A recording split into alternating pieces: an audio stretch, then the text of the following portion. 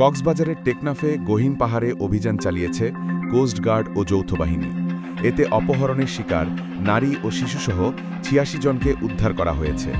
বৃহস্পতিবার ১৮ সেপ্টেম্বর সন্ধ্যা ৬টা থেকে রাত ১১টা পর্যন্ত টেকনাফের কচ্ছপিয়া পাহাড়ের চূড়ায় অভিযান চালিয়ে তাদের উদ্ধার করা হয়।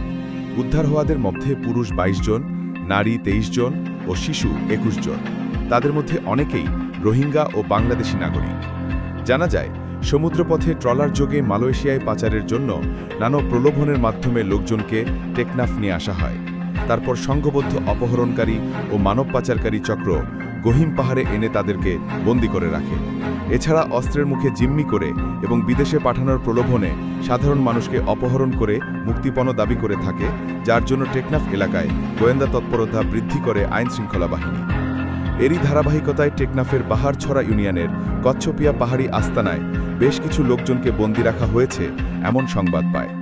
এরপর নৌবাহিনী ও কোস্টগার্ড যৌথভাবে টেকনাফের কচ্ছপিয়া পাহাড়ে অভিযান শুরু করে। অভিযানে গহীন পাহাড়ের চূড়ায় অপহরণকারী ও মানব পাচারকারীদের বেশ কয়েকটি আস্তানার সন্ধান পাওয়া যায়। এসব আস্তানা থেকে বন্দী থাকা অবস্থায় ৮৬ জনকে উদ্ধার করা হয়। কোস্টগার্ড জানায়, উদ্ধার হওয়া নারী, পুরুষ ও শিশুদের তথ্য সংগ্রহ করার পাশাপাশি চিকিৎসা সেবা দেয়া হচ্ছে। উদ্ধারকৃতদের যথাযথ কর্তৃপক্ষের মাধ্যমে হস্তান্তর করা হবে।